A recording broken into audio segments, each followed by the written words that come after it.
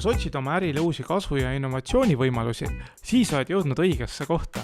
Kasvuminutite saates sukeldud kiire innovatsiooni ja koosloomemaailma, kus räägime sellest, kuidas luua kaasaegseid ja kasutajasõbralikke digiteenuseid. Mina olen saatejuht Andres Kostiv, disainisprintide ja strateegiasprintide agentuurist Futurist. Saate külalisteks on oma ala eksperdid, kes jagavad oma kogemusi erinevatest metoodikatest ning arutame koos, kuhu on trendid mujal maailmas liikumas. Alustame koos kasvurännakut. Tere head kuulajad! Tänaseks saatekülaliseks on Kristjan Lember, kes on kasutajakogemuse ehk UX disainer ja UI UX disaini stuudiost Dux, kes aitab siis äridel tuvastada peamised tootetugevused ja disainida neid siis uusi kliente toovaks. Väga siuke eepiline sissejuhatus. Tere! Ja tere Andres, väga hea sissejuhatus, aitäh! Oli jah, sain paika. Ma lugesin teie veebi, ja siis tänaseks saate teema tuleb siukene pool holistiline või pool selline äritarkuse kursus võib-olla on siis disainer inimene 2025 või siis ütleme, oleks tahtnud öelda, et inimene AI 2025, et AI on igal pool, aga me ikkagi jätsime see disaineri asja juurde, et siis disaineri inimene 2025.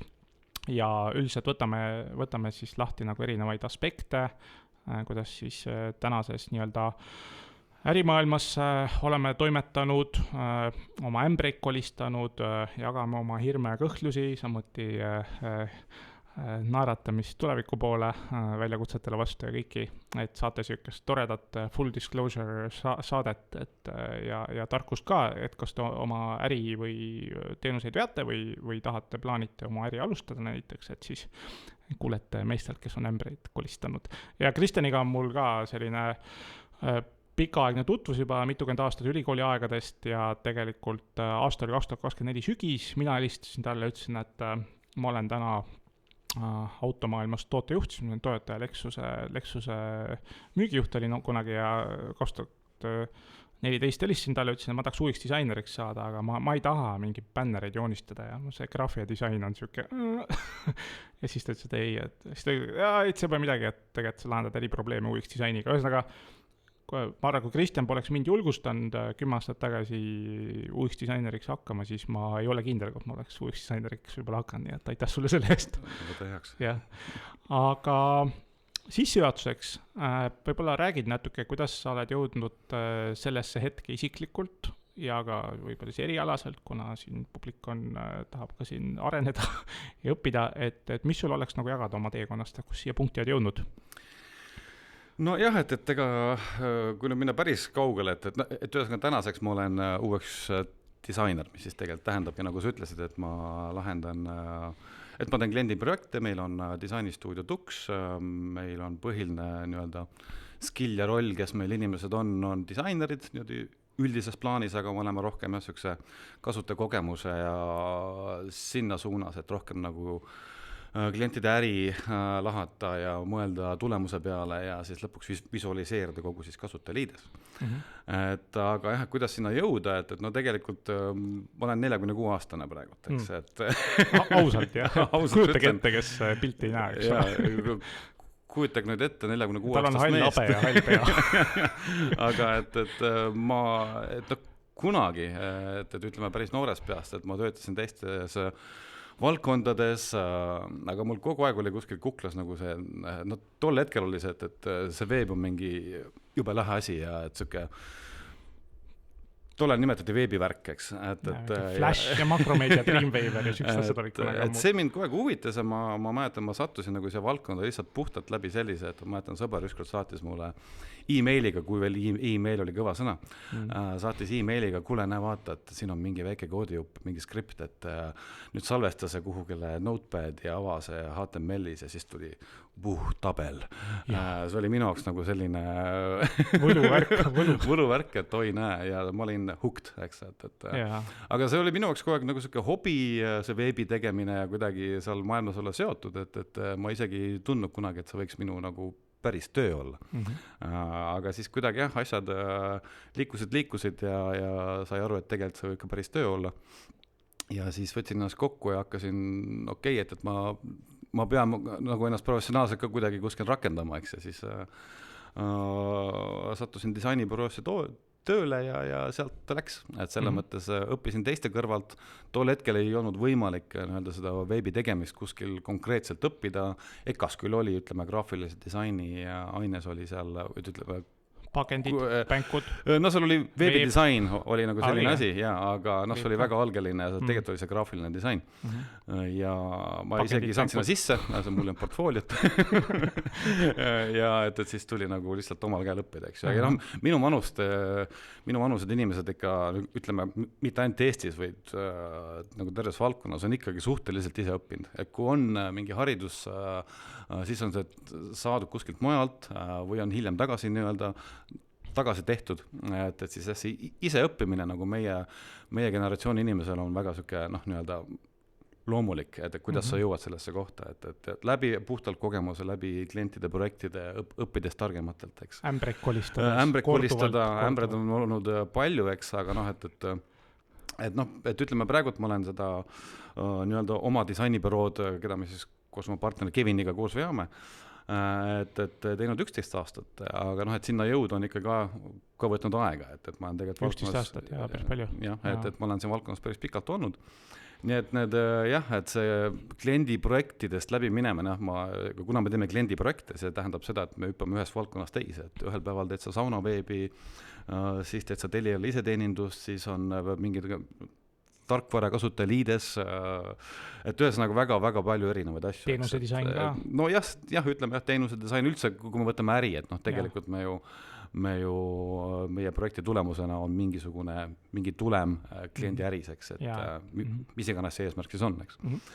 Ja sa lõpuks nagu jõuadki sinna, et sa lihtsalt läbi projektide lähed, sealt tuleb kogemuseks aga ütleme, et ka ma vaatan nagu seda kogu asja läbi enda vaatenurga, eks, et mul on päris palju erinevaid mütse peas, eks, et üks asi on disainer, teine asi on juhid agentuuri, siis räägi kliendi äridega kaasa, mis on töö osa muidugi, aga siis on veel natuke raamatupidamist ja natuke seda. Lapsevanem. Ja lapsevanem ja et ongi, et väga palju neid mütse.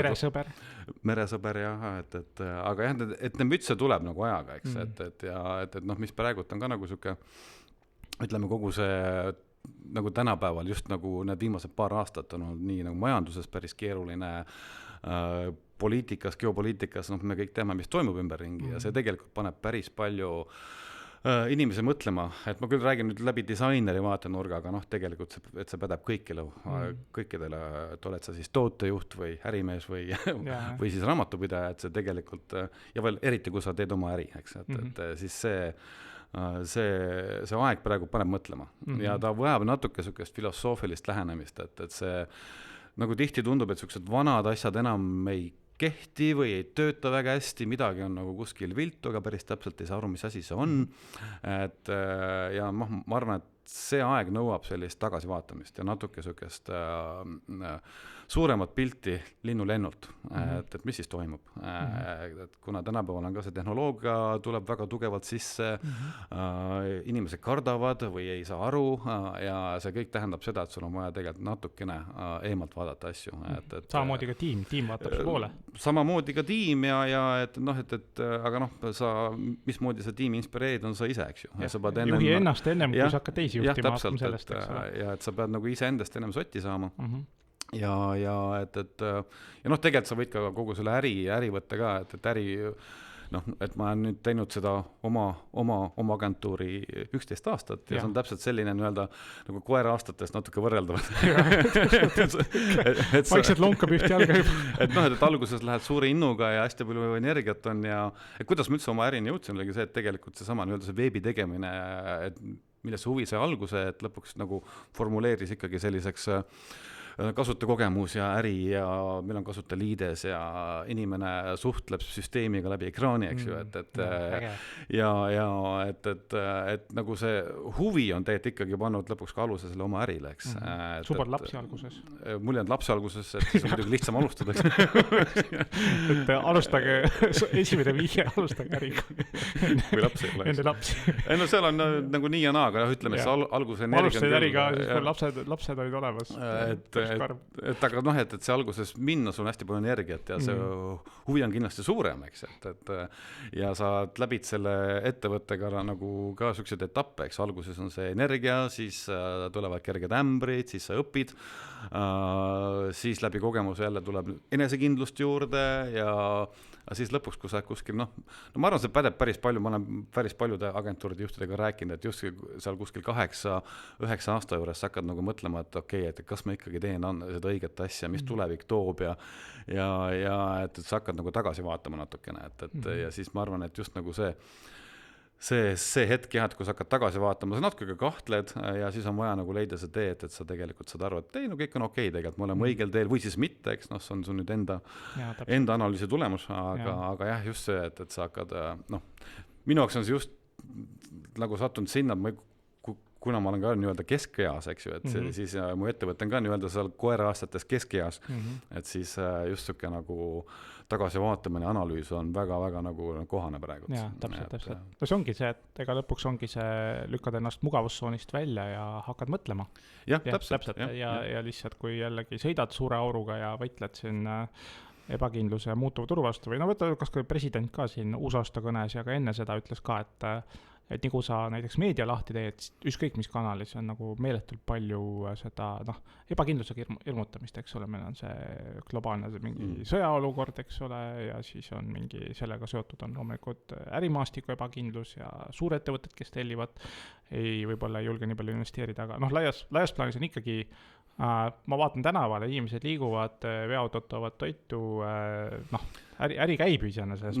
Torumees eile siin suured veautod maja eest töötasid, et selles mõttes ja samamoodi, torufirma torufirmaks, aga ta on samamoodi digitaliseerimine või siseprotsessid või töötajate haldus või No täpselt, ega see raha ei ole kuhugi kadunud, eks ju. Et selles mõttes, et ta ei ole kadunud, aga küll teda nagu hoitakse rohkem kinni ja see andis, ütleme kuskil paar aastat tagasi hakkas pihta, kus tehnoloogia valdkonnas ja üldse nagu IT ja mis mõjub ka kohe disaini, kuna me teeme kliendiprojekte, eks, et siis kui sul on vähem investeeringuid, siis see mõjub kohe nagu sektorisse ja see oli väga tunda kogu seal, ma nimetan praegu IT-ks seda üldiselt, aga et siis, et et hakati nii-öelda vaatama, nii-öelda kui siiamaani ikkagi, eriti COVID ajal, kus oli väga suur tõus, et kõik oli suhteliselt näpud püsti ja siis kuidagi see teadmine, et oi, et näed, nüüd ei olegi võib-olla nii palju asju käes ja seda raha ei tule nii kiiresti peale, et siis väga paljud praegu, ütleme, disainiagentuurid ja see suured, ja isegi arendusettevõtted on ikkagi päris palju koomale tõmmanud, eks,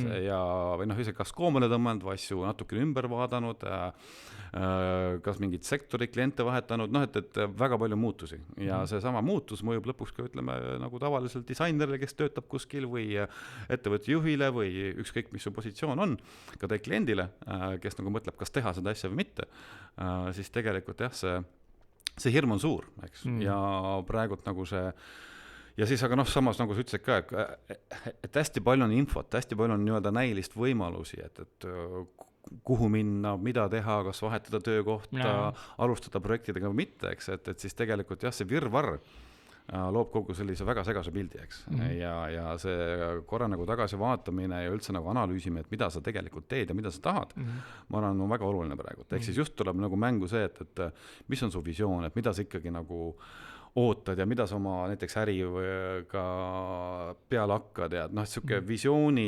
ülevaatamine on praegu väga kohane, et just ja selline, kui senimaani on, ma mäletan ka, et kui siin igasugused koolitused kunagi on olnud, et kus juba mingi 10 aastat tagasi, 20 aastat tagasi, et meil peab olema 10 aasta visioon ja et kuni surmani välja, eks ju, see väga ei päde enam tänapäeval eriti, eks, sul peavad olema agiilsus, kõik muutub ümber, et sa agiilne tähendab seda, et keskkond muutub niimoodi pidevalt iga aasta või kas või poole aasta tagant või mõnega iga kvartal ja sa pead ise olema valmis muutuma, et see on mingi siuke torm, mis teed ukse lahti, siis on mingid lehed lendavad. Aga enne seda muutust ja visiooni sa pead mingisuguse nagu tee leidma endale, eks, et nagu kuskilt kinni haarata, aga see mida sa nagu välja mõtleb, peab olema suhteliselt paindlik ja siuke agiilne, nagu sa ütlesid, eks, et ja seda nii ka, ütleme, juure tasandil kui ka suurtes ettevõtetes, eks, et see tegelikult pädeb kõigile. Ja ütleme ka, et kogu see AI, mis on väga segane teema enamus inimestele ja et see veel lisab seda, et ja nüüd ongi kas nagu vaene disainer või istub nagu kuskil ja mõtleb, et järgmine aasta robot võtab mu töö üle, eks, et noh, see toob nagu hirme, aga noh, tegelikult see nii ei ole, eks, et seal et sa lihtsalt pead ise adapteeruma, mõtlema, kuidas see tehnoloogia tegelikult noh, mismoodi see enda kasuks tööle panna, eks. Võib-olla kokkuvõtlikult mul tundubki öelda, et kui sa oled nagu selles punktis, siis sul mõnes mõttes on enda taasalustamine, noh, mingis osas nagu sa analüüsid ja astud tõesti kõrvale ja vaatad suuremat pilti. Ja siis noh, järgmine loogiline samm on oma, noh, äri uuesti alustamine. No täpselt, see on ju tegelikult ütleme sama, eks ju. Kui ettevõtlus on nii suur osa nagu sinu elust. Ja ma mäletan ka, et minu kõige ebakindlam hetk oli 2019 kevad, kus ma siis töötasin suures IT-firmas ja siis mul naisel oli plaan töölt ära tulla mingi märtsi alguses. No ütleme, teisele tööle minna sisuliselt. Ta oli plaanis see, et noh, lahkub ja otsib uue tööga. Ja mina olin vanas kohas tööl, aga mul hakkasid vaikselt need giigid või siis nagu öeldakse need tööotsad, tööajavälised, nagu on see maaväline elu, abieluväline suhe, tööajaväline ots, huvitavad sõnad Eestis, eks ole. No vaata, mis sa raadios räägis. Ja täpselt, aga sa mõtled, et tööajavälised otsad, mida ma seal õhtuti tegin, ja siis noh, klientid tahtsid ka seal juba 2018 terve suvi, et kuule Andres, et tee oma firma ja hakka teenindama ja siis, aga ma kuidagi ei julgenud nagu alustada ja siis palun koondage. Ja siis ma ei tea millal, ma juba palvetasin seal mitu kuud ja siis äkki märtsi keskel tööandja ütles, nii, koondame. Aitäh! Ja siis me istusime seal kolm väikest last ja meie elutoa diivanil naisega mõlemad töötud. Ja mina ütlesin, ma tahaks ettevõtjaks hakata. Õige aeg, eks?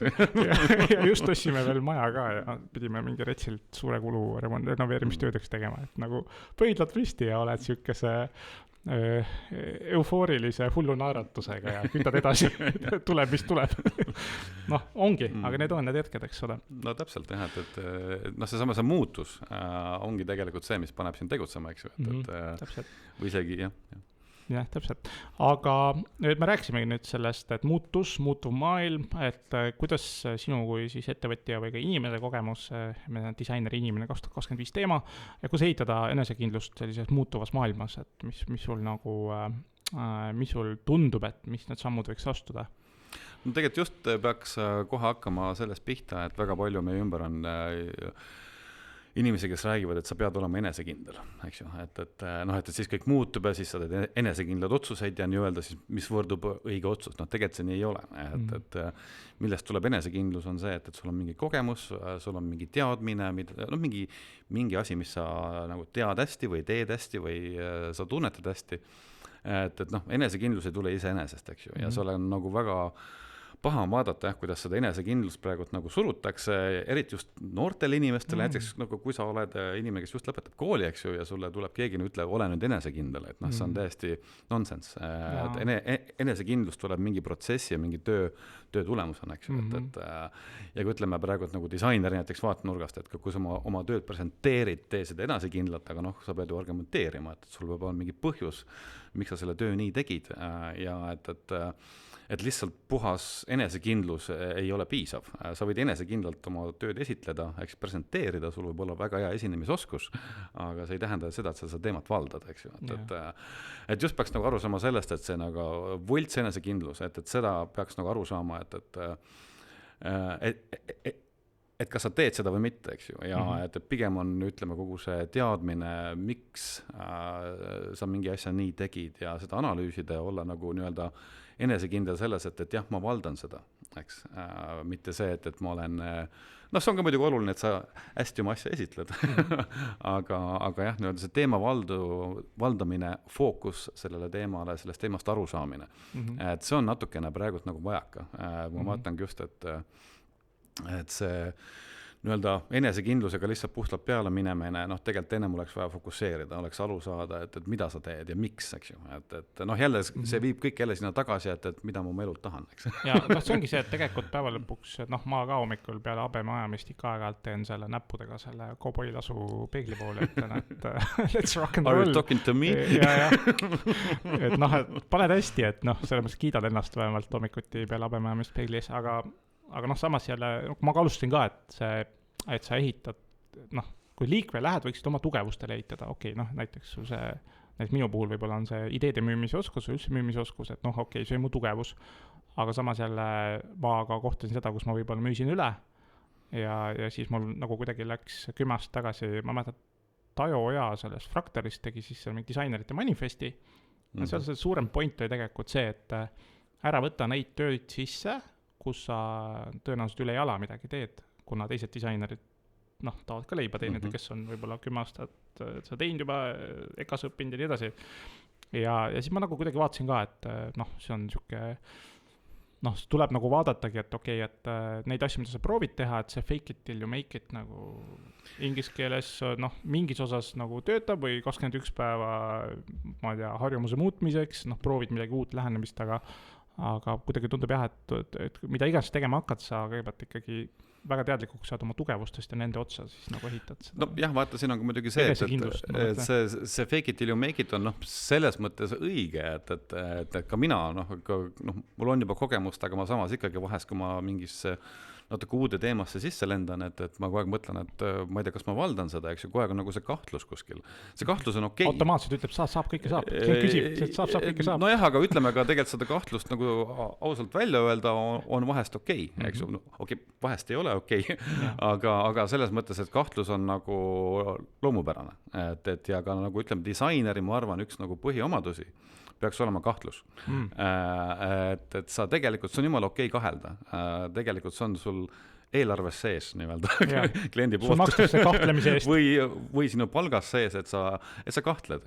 Sa ei saa minna paranoiliseks, aga ütleme, nii-öelda disainer küsib miks, eks ju. Ja, nagu laps. Jah, et see kahtlus on okei. Et tegelikult ongi jumal okei kõiki neid asju endale tunnistada, et ma ei valda võib-olla seda teemat nii hästi, ehk siis ma pean nagu süvenema. Ma kahtlen, siis ma küsin miks, eks ju. Et see on okei, aga nüüd tänapäeval ongi just see, et see liigne, et sa pead olema enesekindla natuke nagu veits killib ära selle. Et see on okei mitte teada ja kui sa ei tea, võta keegi siis inimene kõrvale, kes teab, eks ju, ja sealt sünnib jälle mingi koostöö, et see sama, et sa ei pea üksi maadlema asjadega. Ma mäletan, kui ma ise ka kunagi alustasin nii-öelda selle oma asjaga, et siis ma olin üksi alguses, tegin nii-öelda UX disaini väga 1 kilogramm UX disaini paluks, eks. Iga tund euroks. Aga ma kohe sain aru, et tegelikult mis ma tegin, ma mõtlesin äri peale, loogika peale, struktuur, eks ju, mis me öelda tahame kasutajaks, aga et ma natuke visualiseerisin, aga mitte nagu hästi, et ma kohe tundsin, et mul on vaja kõrvale kedagi, kes on nagu hea visuaalis, eks ju, ja siis kuna mul oli eelnev kogemus juba olemas, et mu partner Kevin praegu, kes on siis UI disainer ja on nagu väga hea visualiseerija, aga samas on ka nagu see UX pool juures, et ma sain kohe aru, et mul on sükest inimest kõrvale vaja. Et nagu see, mis mul peas on ja mis on nagu struktuurne loogika, süke nagu süsteemne asi kuidagi nüüd tõlgendada visuaaliks, eks ju. Ja ma sain kohe päris nagu kiiresti aru selle, et mul on vaja seda inimest kõrvale, kes otsab seda nii-öelda seda poolt visualiseerimispoolt kui ka tegelikult põrgatamispoolt. Et kui see on su nõrkused, seal võtad sa inimese appi, et see on nagu väga oluline vihje. Ja nagu ka, et see kõik make'is sense'i sellepärast, et meil oli oma ettevõtte nii-öelda, me olime algus 2, eks ju, et siis me pakkusime nii-öelda garaaž nägin, kaheksas laua taga. Jah, täpselt, garaažis olime. Aga jah, et see, et sa saad nagu mingi arusaadav oma asja nüüd kliendile nii-öelda pakkuda, eks ju, et see on ka visualiseeritud ja seal on mingi muu point ka juures, eks ju, see oli nii-öelda paremini paketeeritud, natuke halb sõna, aga selle mõttes arusaadav, eks, et ja ma arvan, seal natuke ka see meie edu oli, et me tegelikult natuke spetsialiseerusime, ehk siis mis see meie puhul tähendas seda, et me tegime ainult nagu digitaalseid asju, et me ei teinud kõike, et me valisime ikkagi fookuse, et me tegeleme nagu toodete teenustega, millel on mingi kasutajaliides, eks. Ja okei, ta võib olla päris lai, aga samas ikkagi tol hetkel tuli päris nagu fokusseeritud teenus, et see oli just see hetk, kui oli väga palju agentuure, kes tegid kõike. Et me teeme sulle brändingut, teeme sulle, eks ju, veebi valmis, siis võib-olla teeme ka äppi ja siis teeme natuke printi ka, eks. One stop shop. Ja põhimõtteliselt, jah, see töötab ka muidugi, aga meie puhul me leidsime, et kui me tahame nii-öelda turule tulla, siis spetsialiseerumine, et võib-olla sul on nagu vähem kliente, kelle poole pöörduda, aga see, kes sind leiab ja kelle sa ise leiad, on nagu parema nii-öelda kvaliteediga selle mõttes, et sa lähed juba natuke mingisse spetsiifilisemasse teemasse ja sellised nagu küsimused, et mulle ei meeldi kollane, natuke nagu jäävad ära. Et sa räägid sisust, miks äri nii peab toimima, kuhu sa sellega minna tahad, eks ju, et see ongi see, kus alguses neid küsimusi küsid, siis nagu sinu, ütleme, oled siis disainer, projektijuht, tootejuht, mis iganes. Ja seal tekib usaldus, eks ju. Seal tekib usaldus just selles, et sa liigud koos, eks ju, ja sul ei olegi varianti, et tuleb midagi sellist, mis ei ole üldse see, eks, et nii-öelda kõik osapooled on koos, eks ju. Ja mul meenub 10 aastat tagasi käisin lõunal Linnar Vigiga ja meie siuke IT-tiiger ja ta ütles ka, et ta kasutas teenuseid ja siis ta hakkas nagu lauselt rääkima, et ja siis ma lasin selle disaini teha disainibutiigil Tuks. Aga see ongi see, et te spetsialiseerusite just nagu selliseid nagu premium klientide, mis premium probleeme, nagu missioonikriitilisi keerulisemaid probleeme, et teil on nagu seina neid olnud ja ma ise olen ka elus, ma arvan, paar korda läbi põlenud ja ma arvan, et see, kus sa selle ühe mehe bändina või freelance, kes kõike teeb, on ju, ma see 2019, kui me seal diivani peal ütlesime naisega, et me nüüd kumagi juba tööd, 3 last, siin 2 tükki roomasid ringi kajassad, eks ole veel, et siis ma läksingi nagu ühe mehe bändina liikvele ja siis ma crashisin läbipõlemisele kuskil novembri lõpus, mul oli 5 projekti korraga sees, me enam kõik oli protsessid töötasid, aga ootamatusi oli palju ja siis ma nagu nägin, et mul kunagi ammuine mentor ütles, et jaga ja valitse, nagu jaga ja valitse, et saab seda, et siis sa ei võta kõike endale, mida sa teenid, vaid sa ehitad siis ja siis jagamismehhanism on, kas siis nagu jagad oma töötajatele palkadeks tulu ja kaasad neid või siis võtad siis freelance appi mingid teemadele, mida sa ei tea ja mina läksin siis tollal läksin liikvele, et siis ma võtsin kohe endale mitu tubli freelance'i just oma nõrkadele kohtadele appi ja mul oli nagu, ma sain sellest nagu läbipõlemisest välja, et nagu freelance, kes kõike teeb ja ma kerin sealt tagasi, ma olin ka palgatööl, ma olin tootejuht mingid aastaid tagasi automaailmas ja täpselt sama jama, põlesin läbi ja siis ma sel hetkel, mida ma siis avastasin, et kuna ma kindlasti paljud saatekuulajad nagu suhestuvad, et kuna ma olemuselt võib-olla olin natukene ka, olen ka võib-olla siuke protsessi ehitaja ja võib-olla jutumärkides kontrollifriik, et siis ma tahtsin väga palju asju ise teha tööalaselt, kui ma olin tootejuht palgatööl ja põlesin läbi täiega.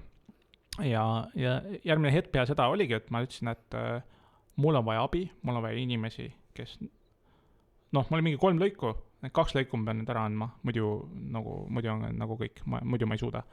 Ja tegelikult tuleb täpselt sama koha peale tagasi, et oma mingi asju, mida sa võib-olla ei jõua teha või ei suuda teha, et siis sealt võtad nagu inimesed appi ühel või teisel kujul. Et vahepeal kas oled ettevõtja või oled mingi teenusejuht või see on sama asi, eks ju, et meil oli nagu sama teema, lihtsalt me ju läksime sinna formaati, et me võtsime töötajad, eks, aga jah,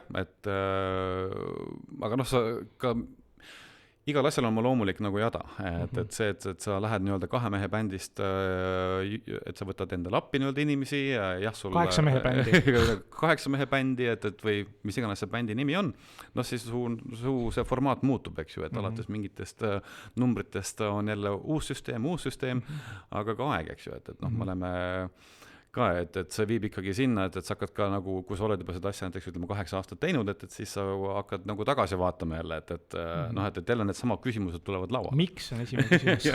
miks küll armulised loojad, miks? Et jah, et kas ma nüüd ka siin, ütleme, 60-aastasena teen nagu samat asja, eks ju, võtan nüüd Figma lahti ja hakkan mingid wireframe'i joonistama, et ma ei tea, eks, mul praegu on näiteks see, et ma enamus ajas istun koosolekutel, eks, et lihtsalt nagu see tööformaat muutub, kui sul on rohkem inimesi ja siis sa ka ise vaatad, kas ma olen rahul sellega, mida ma teen ja mida me teeme, eks ju.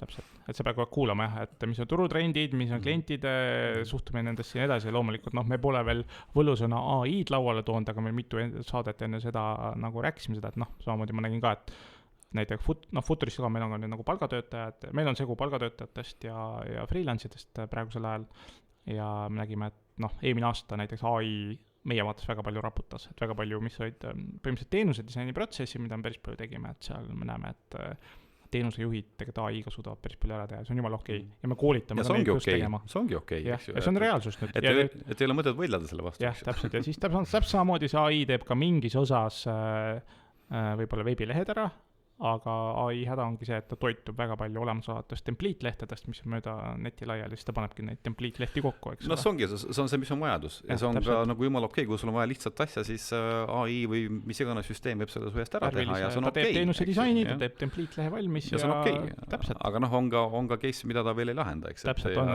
siin on vaja veel nagu inimest, eks juures. Just, et ma arvan näiteks, et AI täna ei suuda võib-olla Telia iseteenindust normaalselt disainida. No jah, ütleme, millal ta sinna jõuab, et näiteks ütleme nagu korporatsiooni isepärades ka veel läbi närida, eks, et see, et kui sa projekti teed, ütleme disainer näiteks ei tähenda seda, et sa ainult keskendud sellele ärile ja ütleme tulemusele kasutajale ja selle UI-le, vaid tegelikult sa pead ka tegelikult läbi närima selles formaadis, kus sa oled, ehk siis näiteks korporatsioon ja ütleme erinevad osakonnad. Tiimid ja silod ja värgid, et neid ühtlustada protsessis. Ja seal on juba oma strateegia, eks, et aga ütleme kogu see tehnoloogia pool ja AI, et praegu ma arvan pigem, mis on see, et väga palju nagu seda teadmatust on seal, siis tegelikult võiks seda, ütleme, ka selliste väikeste sammudega võtta, et kuidas sa näiteks väga palju mõeldakse, kuidas ma oma töös saan neid tööriistu ja seda AI asja kasutada, aga tegelikult võiks natuke mõelda ka see, kuidas oma tööprotsess üldse üle vaadata. Mitte, et kas ma nüüd võtan selle ChatGPT appi mingi veebilehe sisu loomisel, vaid pigem mismoodi see üldse tehnoloogia võiks minu enda tööprotsessi teha lihtsamaks. Mitte lihtsalt see, et ma genereerin tekste, vaid et mis see siis tähendab, mina kui disainer näiteks ütleme järgmine aasta, et kuidas ma oma tööprotsessi üldse alustan, et kui mul tuleb klient ja tuleb, et ühesõnaga väikeste sammudega hakata vaikselt nuusutama seda ja mitte niimoodi, et ja pigem vaadata, kuidas innoveerida. Ja, see on siis, uute ideede kasutusele võtta IT-kolledžis, kui ma siin loengus kunagi, et nad ütlesid, innovatsioon võrdub uute ideede kasutusele võtt.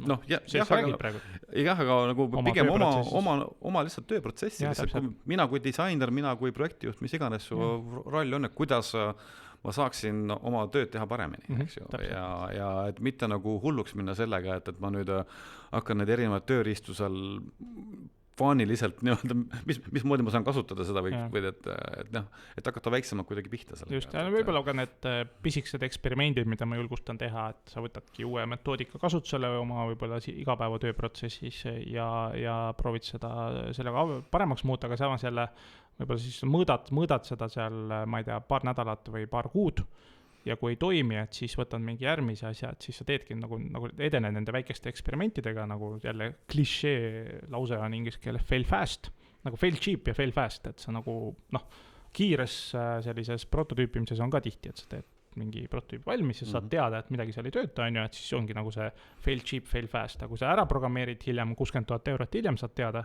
et see ei tööta, eks ole. Nojah, see failimine on ka muidugi selline asi, et ongi nagu need väiksed sammud, ma arvan, sellises, eriti kriitilistes aegades on oluline nii, et nagu visiooni osas või tööprotsessid või nagu see töö ise, mis sa teed, et need väiksematest tükkideks asja tegemine on nagu õige suund. Aga millal on õige aeg tegutseda, kui pole kõik veel selge, millal on tähtis usaldada oma kõhutunnet, et mis su see kogemus on või mis sa kuulajatele jagaksid? Nii ämbreid kui soovitusi. Jah, et see kõhutunne on nagu selline asi jälle, mis nagu, ma pean seda enda puhul väga oluliseks.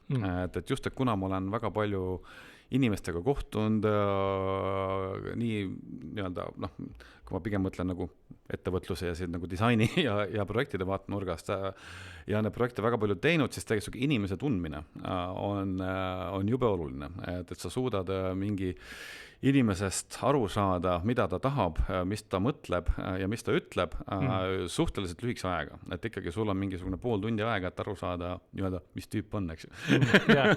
Ja siis selle pealt sa pead mingeid otsuseid tegema ja mis mõjutavad sinu äri.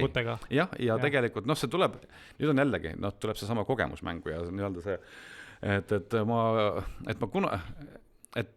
ma ise arvan, et üks minu tugevusi, ja ma natuke nüüd siin endale sulgi pähe või kuidas nüüd raputan, et nagu see inimeste tundmine ja lugemine, noh, ma arvan, see on üks mul nagu tugevaid külgi, seepärast, et väga palju sõltub sellest, eks, minu töös ja et ma ei usaldanud ennast, kuna enda kõhutunnet ja ma arvan, seal ma väga palju failisin, et selles mõttes, et just, et võib-olla läksin mingitesse avantüüridesse, et mõtlesin, et kõhutunne nagu ütles, et kuule, siin ei ole midagi nagu, mingi asi on viltu, aga sa ei oska nagu seletada, mis asi see on täpselt, sa ei oska endale argumenteerida ja siis sa võib-olla võtadki mingisuguse asja nii-öelda tegemiseks, mis ei olnud õige, eks ju, et usaldama kõhutunnet. Jällegi, see tuleb sul, see kõhutunne võib ka vahest mingit suvalisi asju sulle rääkida, et eriti, kui sul ei ole kogemust, eks. Aga üldiselt ikkagi ta nagu peab enamus ajas paika ja mida ma nüüd olen õppinud tegema, see kõhutunne, et ma ikkagi kuulan teda. Ja et mul on väga palju faili olnud elus, kus ma ei ole teda kuulanud ja olen astunud ämbrisse, eks. Minu puhul on võib-olla ka see, et ikkagi kui ma koostöö alguses näen, et juba korduvalt me kliendiga ei räägi sama keelt, klient, ma ei tea, kahtleb kõiges, mida me teeme, klient ikkagi tahab mikromanageerida või kuidagi ja siis päeva lõpuks ta võib-olla ütleb, et ta usaldab, aga tegelikult ei usalda. Siis mul tundub, et nagu see koht on, asi ei ole üldse ju, ei ole midagi halvasti kliendiga, ei ole halvasti minuga, lihtsalt ongi, et see mõnikord lihtsalt inimesed omavahel ei klapi ja sellest seda tuleks nagu tunnistada. Ja seal ongi tegelikult, ütleme, kõik nagu sellised ebaõnnestumised, mis on nagu olnud, ütleme, professionaalsel teekonnal, eks ju, et siis pigem ongi nagu, ütleme, 99% on see mingisugune kommunikatsioon inimeste vahel, kas on see mingi loomulik mitteklapp või on väga erinevad arusaamad ja lihtsalt ei saa sinna ühte nii-öelda rööpasse asja ja tegelikult lihtsalt ongi see, et kui sa oled juba sinna läinud, siis tegelikult oleks õige see ära tunda võimalikult kiiresti, et nagu kõikidel seda vaeva vähendada.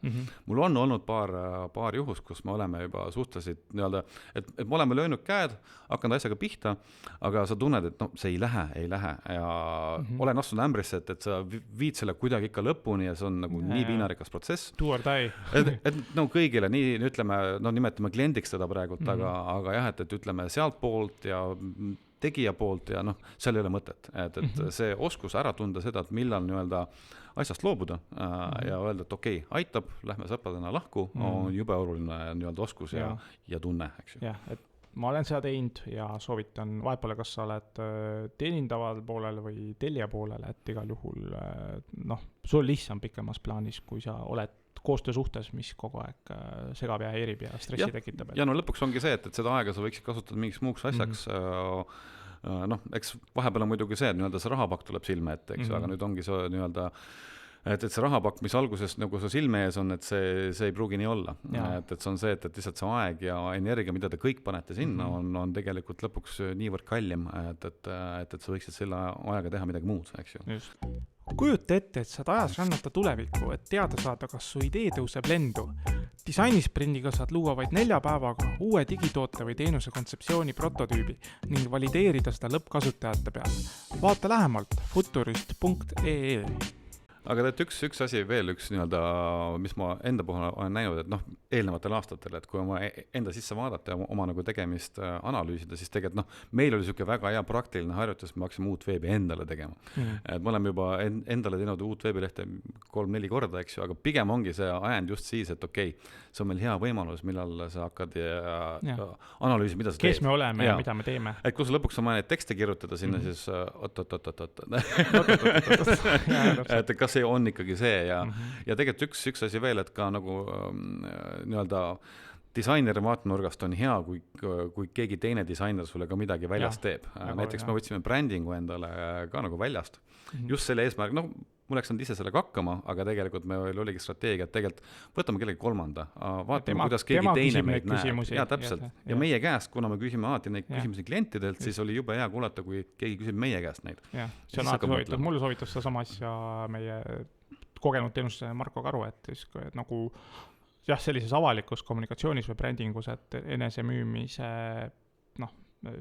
esimesed asjad nagu proovi tellida sisse, et siis saad võimalik palju teiste vaatenurka. Ja muidu saad liiga palju oma selle supi sees, mis siis seal keetnud, eks. Nagu räägid siin oma žargooni ja naljakaid märksõnu, aga natuke rääkisin nendest riskidest ka, et mis su kogemus on, kuidas jagada sellised suuremad riskid väiksemateks ja juhitavatamaks sammudeks või on see sul nagu õnnestunud või kuidas see üldse nagu?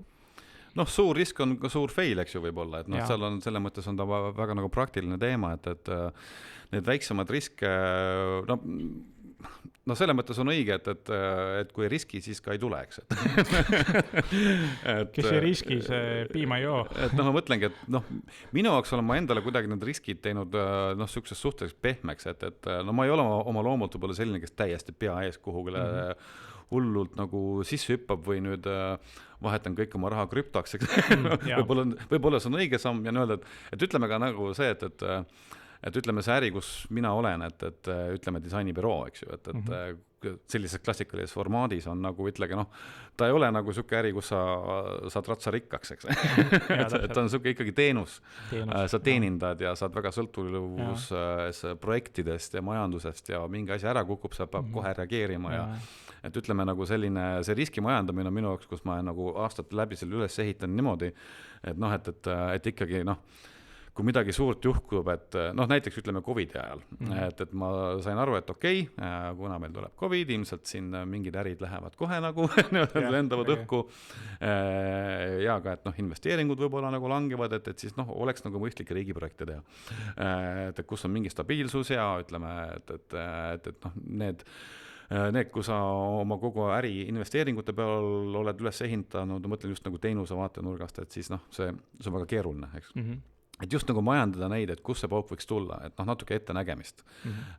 Ja ka see, et noh, aga noh, sa ei saa kõik ette näha, eks ju, et siis ongi see, nii-öelda see riskide natuke maandamine, kuidagi mingite sammude ette nägemine, et noh, et see kõik on risk, eks ju, võib-olla see juhtu niimoodi, et noh, aga et ma ei pane oma kogu äri sinna nii-öelda sellesse patta.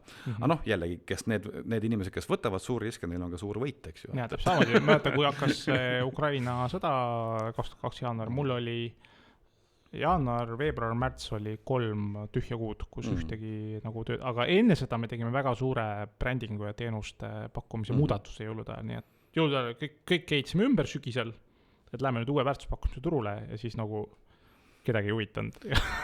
See oli nagu, noh, aga siis järgmised kvartal 2, 3, 4 tõi töödega nii umbe, et kõigi aegade rekord. No vaata, praegu ongi nagu see aeg, et kui ma räägin just sellisest nagu UX, UI disainibüroo vaatenurgast, üldse disainibüroo vaatenurgast, siis noh, et ikka enne COVIDit oli suhteliselt head ajad, siis tuli COVID, ütleme, kuna me teeme digiprojekte, eks ju, siis meil oli kohe hästi palju tööd, et isegi rohkem kui ennem, kuna inimesed tahtsid digitaliseerida oma tooteid. Face-to-face läks digiteenindus. Ja me oleme eluaeg ikkagi rohkem teinud selliseid tooteid, teenuseid, mingeid platvorme, süsteeme, eks ju. Iseteenindusi, rakendusi, ja see oli, eriti aegune COVID ajal, aga just on nüüd tunda, et viimased 2 aastat, kui on just nagu selline majanduses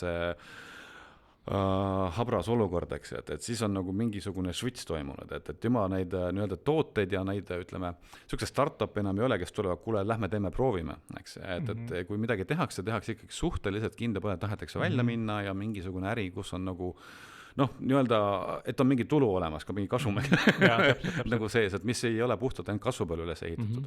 Et siis see on küll tunda, et meil on hästi palju sellist nagu sõnumi ja brändingu ja veebilehe nagu projekte, et kus on nagu rohkem selline, et levitame sõnumit ja nagu tegeleme selle selline nagu promopoolega.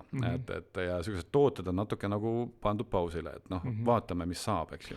Tegelikult on naljakas, et ma ise ka vaatan ka, et millega nagu AI-st ette rebida, tehisintellektist, et siis ma nagu nägin ka seda trendi, et AI on nagu praktikant, kes suudab sul näiliselt kõik ilusasti ära teha, aga mina näen näiteks, et AI genereeritud tekstidest ei ole vahepeal nagu seda hinge sees. Võrreldes vaatan mingid reklaame, mis on kuskil tehtud väljas, kus on see ikka nagu selline luuletaja või kirjaniku nagu selline semantiline pool. Ma nagu taban selle inimesena ära, et see on kuidagi nagu inimlikult. No sa saad aru sellest. Ja lähme edasi pildile. AI suudab pilte genereerida, täpselt samamoodi. et see esimene pilt, mis sealt tuleb, on siuke, sa näed, et see on AI pilt, aga noh, loomulikult mis moedisainer Tanel Veenre, kes suudab ühte inimest 2 nädalat jutti promptida, et ta kuidagi inimlikuks saada, see on juba siuke nagu maalikunstliku töö. Aga noh, see on aja küsimus, eks ju. See on aja küsimus, millal see nii ei ole ja see on aja küsimus, millal need erinevad, ütleme, et töölõigud, tööriistad, jupid hakkavad omavahel suhtlema, eks ju. Ja võt see on see koht, kus tegelikult on see AI võlu tuleb välja, et ta on suuteline need asju rohkem tegema ja analüüsima, et mismoodi seda inimlikku pilti sinna panna. Aga samas, ütleme, see AI tööriistade kasutus praegult on nähed, et sa võid, mina näiteks kasutan seda natuke inspiratsiooniks, et näiteks kui mul on vaja mingi tekst genereerida mingis asjast, mida ma väga ei tea, ma lasen selle AI-l teha ja siis panen sealt ise edasi. Et nagu saada mingisugune töölõik lahti, ma näiteks ütleme, need on lihtsad asjad tegelikult, ka mingite presentatsioonide tegemiseks korra nagu lasen, mõtle mulle mingi asja välja, mis see visuaal umbes võiks olla, panen mingid märksõnad, põmm, eks ju, äkki ma saan mingi idee sealt. Mul ettekannete kavad samamoodi, struktuur on AI poolt,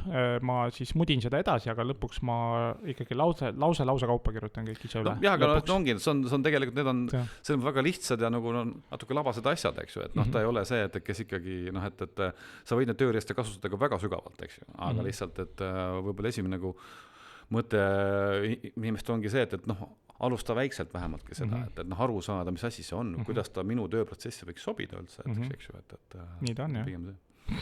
Tõsi. Aga ta näete, mis sa küsisid alguses. Jaa, aga tegelikult sa juba libisesid järgmise küsimusele, et miks peaks tehnoloogia kartmise asemel õppima seda enda kasus kasutama, et see minu siukest, ise ma üritan siin saatejuhina natuke sellist küsimuste boksi teha, et ma tegelikult ei ole absoluutselt AI skeptik.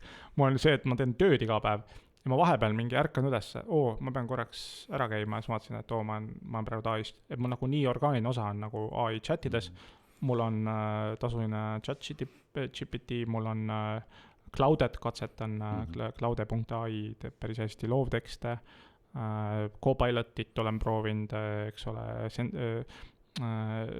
Google'i oma ka täpselt samamoodi, Geminit, et ühesõnaga ma nagu kogu aeg alateadlikult märkan, et ma olen mingis analüüsi flows olnud, aga ma olen kuidagi käsi on libisenud AI-d kasutama ja ma isegi vahepeal ei teadusta seda endale. Ta on abimees, eks ju, ta on väga praktiline pool, aga ütleme, nagu... mina olen võib-olla praegu selle AI poole peal nagu seal nagu selles filosoofias, et kuidas, et kuidas nagu üldse see, et üks asi on tööriist, teine on see, kas see nagu kuidagi võiks minu tööprotsessi mõjutada, et mismoodi ma üldse nagu saaksin asju paremini teha ja mismoodi tiim saab paremini teha, kas on nagu orgaaniline osa sinu tööst või mitte, eks ju, on ta lihtsalt nagu väike abimees, kus sa sa teksti tasemel teed, aga ma arvan, see on nagu natuke vähe, et see, et ma jah, et pigem nagu mul ei ole vastust praegu, aga ma mõtlen sinna suunas, et kuidas nagu üldse seda nagu valdkonna ja protsessi taseme nagu kuidagi võtta loomulikumalt sisse, et see ei oleks hirmus nagu inimestele. ma annan kohe sulle soovituse ja kuulajatele ka, et on siuke, ma käisin hiljuti ühes saates AI või AI Powerment podcast, neil on ka juba, ma ei tea, peaaegu 50 osa tehtud ja see annab käivad kõik need ärivaates ja muus vaates, et kuidas nagu AI tööriistad neid workflow'sid ja üks ekspert teise järel rääkimas käinud AI Powerment podcast, soovitan kuulata ja ilmselt sina lähed ka kuskil jalutama, siis kuula. Et seal on tegelikult saabki nagu neid ideesid, platvorme, mida katsetada, trialite asjadega, et selles mõttes. Aga mis veel tehnoloogia kartmise asemel enda kasuks kasutama julgustada? Ega ma ei oskagi nagu selle mõttes, see tehnoloogia on nagu et see on nii palju igasugust nagu seda hirmu mulli ja ütleme tööriistu, see viib natuke sinna ongi see, et see info ja võimaluste küllus ja paljusus on nagu natuke nagu näilik ka, eks ju, et see, et kui sa jäädki selle peale mõtlema, et nii palju asju on, siis see et sa oledki nagu segaduses, et sa pead nagu leidma selle, mis nagu sinu jaoks antud hetkel töötab, eks ju, ja et ikkagi nagu see sama see analüüs, eks ju, et ma lähen kogu aeg sinna nagu tagasi, et see sammuke linnulennult nagu vaadata, mis toimub ja ja vahest ka nagu see, et mitte liiga tehnoloogiasse kinni jääda, pigem nagu vaata, kes sa nagu inimesena oled ja mis sa tahad nagu üldse saada, eks ju, ja tehnoloogia lihtsalt aitab selle kaasa, kui just sinu eesmärk ei olegi arendada tehnoloogiat, eks.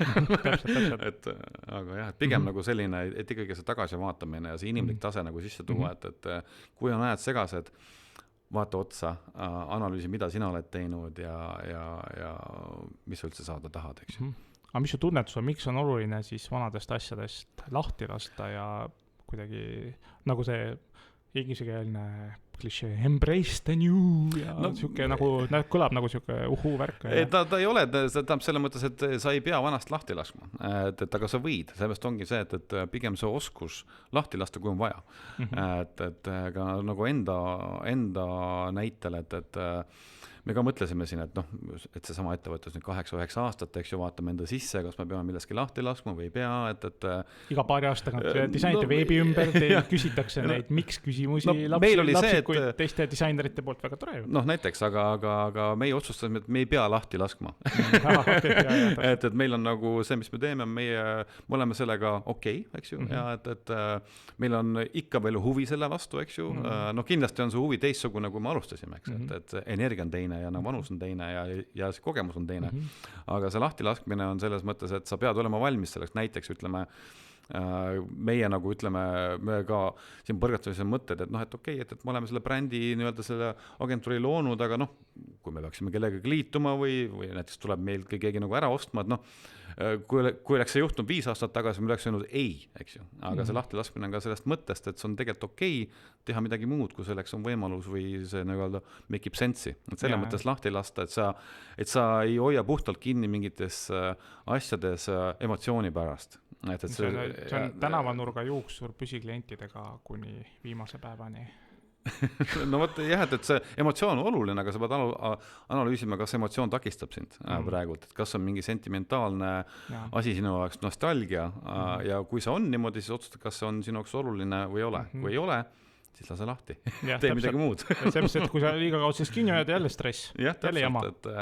See emotsioon võib olla ka nagu teises suunast nagu halb, eks ju, et sa oled mingites asjades kinni, eks ju, ja sa pead nagu seda aru saama, et okei, nüüd on aeg lahti lasta. Üks asi, millega ma ise praegu taususes võitlen või keegi võib mulle siis pärast siin peale saadet kirja kirjutada, et ühesõnaga, kuidas nagu defineerida selle, et minu eriala, ma olen ka nagu kaameraoperaator ja UX-disainer, et minu eriala ei ole minu nagu elu kuidagi nagu, et midagi muud, et inimsuhted ja peresuhted ja huvid ja hobid ja sõbrad ja nagu see on nagu see suurem osa. Ja siis see, mis ma erialaselt, ma olen mingi juuksur või kingsepp tänavanurgal, et see on nagu, teoreetselt peaks sekundaarsem olema. Kuidagi... see on inimestele nagu erinev, eks ju, et väga palju on ka seda, et minu töö ongi minu hobi ja see, et see kõik on okei, aga selle mõttes, et ka ikkagi on vaja eraldada asju. Ja kui 24/7 lased pere kõrvalt oma minu töö on minu hobi, siis lõpuks ikka põled läbi. Siis see ongi ju ainult see hobi ongi lõpuks alles. Ja võib-olla siis lõpetuseks siuksed viimased tarkusõnad, et üritaks neid ämbrite kolistamisi ka võib-olla võid mõtlemiseks aega võtta korraks, aga mis õppetund on andnud sulle sellised 11+ aastat ettevõtluses ja disaini valdkonnas, et mis ämbreid sa oled kolistanud kõige rohkem kokkuvõttes ja mis sa sellest oled õppinud ja kuidas sa julgustaksid siis kuulejaid neid ämbreid kolistama? Jah, et ämbreid tuleb niikuinii, et mis ma olen õppinud on see, et ämbreid tuleb ja ei tasu neid ämbreid karta, aga küll väga paljud räägivad, et sa peadki failima, sellest õpib, et võiks nagu vahepeal õnnestuda ka. Ja, keegi ütles, et ma olen suhe naisega praegu niimoodi, et 49% on halvad päevad ja 51% on hästi ja tegelikult on ju hästi. Suures pildis on hästi, eks, mida ma tegelikult olen õppinud, ongi see, et sa pead olema muutusteks valmis, eks ju, et ma olen ise ka, et sa harjud mingi asjaga ära ja sa mõtledki, et nii ongi, eks ju, aga pigem see õppetund on see, et järgmine aasta enam ei ole niimoodi. Ja natuke nagu ette nägema seda, et sa ei suuda kõike ette näha, aga sa suudad ennast ette valmistada selleks, et kui midagi muutub, et sa oled oma asja, olgu siis su ettevõte, olgu see sinu töö, eks ju, mis iganes su roll on, et sa pead olema valmis selleks, et see, kes sina oled ja mida sa oled nagu professionaalselt üles ehitanud, et see võib muutuda, eks ju. Ja see võib muutuda niimoodi, et see ei sõltu sinust. Aga mis siis juhtub, kui on nii, eks ju? Et pigem nagu see valmis olek sinu peas muutusteks. Väike kriisiõppus peas. Jah, et sa, nii öelda, et sa teed asja läbi, et sa tead, et kui ma metsa lähen, et siis ma saan seal nagu 5 päeva hakkama, eks ju. Põhimõtteliselt on see, nagu mida ma olen õppinud, eks. Mis veel ämbreid kolistanud ja õppetunnid võiks olla vihjed? Noh, ja, et ütleme jah, et kogu ütleme see muutuste aeg, mis on praegu nii-öelda, et need samad muutused, et sa pead olema valmis selleks eelkõige omas peas, eks ju, aga ka jah, et ka läbi mõtlema see, et kas üksi, kahekesi, mitmekesi, eks ju, et see, et see on okei, kui sa mingeid asju ei tea ja seda öelda nagu selgelt välja ka, et sellepärast, kui inimene ajab mingisugust jama, see on tegelikult aru saada, eks ju, et isegi nüüd tuleb see kõhutunne peale.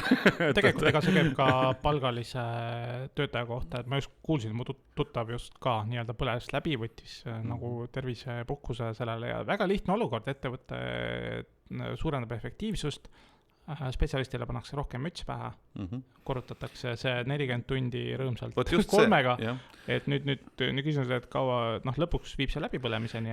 Ja seda on väga palju praegu, et ongi, kui ma vaatan näiteks mingisugused töökulutusi praegu, nüüd niimoodi, mis on, et tahetakse hästi palju ühelt inimeselt, aga ikkagi peaks nagu vaatama, et mida sa tegelikult nõuad. Ja see ka, et tegelikult kui sa nagu oled, et jah, kui sa oled see inimene, siis ikkagi, kui sul nii palju asju nõutakse, siis korra ikka vaata, kas on mõistlik. Ja siis tuleb mängu see, et vahest on nagu parem lahti lasta asjades, kui mingist asjast kinni hoida läbi. Ja, mul meeldis, mul töömees, ma kiidan teda, tegi meil seal, renoveeris seinu, pateldas ja ehitas, paned uksed ette ja siis oli umbes, et mul või katus ära parandada, plekitööd, soovita kedagi. Ma ei tea, ta juba 30 aastat, ma ei oska kedagi soovitada, ma ei julge kedagi soovitada. Ja ma ei tee seda, seepärast, et see ei ole, ta võiks, aga see ei ole tema teema. No see sama õppetund, mis ma olen meil õppinud, ongi see, et sa lihtsalt ütle asju välja, ära hakka keerutama, eks ju. Ja sellised, tegelikult ma olen nüüd läinud sellised baasasjadesse tagasi, et need õppetunnid on sellised väga nagu üldised filosoofilised, eks, aga see toimib. Aitäh! Aga aitäh kuulamas, saates olid siis Andres Kosti Futuristist ja Kristjan Lember UX disainistuudios Tux ja siis uute kuulmisteni, lehva. Head aega. Head päeva. Kui sulle saade meeldis, siis jaga julgesti. Saade on järelkuulatav Apple, Spotify ja teistes podcastide rakendustes ning YouTube'is, kus leiad kõik varasemad episoodid. Lisaks loe ka meie blogi futurist.ee veebis. Kui sul on mõni teema, mida kindlasti tahaksid kuulda või külaline, kes sind huvitab või soovid hoopis ise kogemust jagama tulla, siis võta minuga julgelt ühendust andres@futurist.ee. Aitäh, et kuulasid ja kohtumiseni järgmises saates!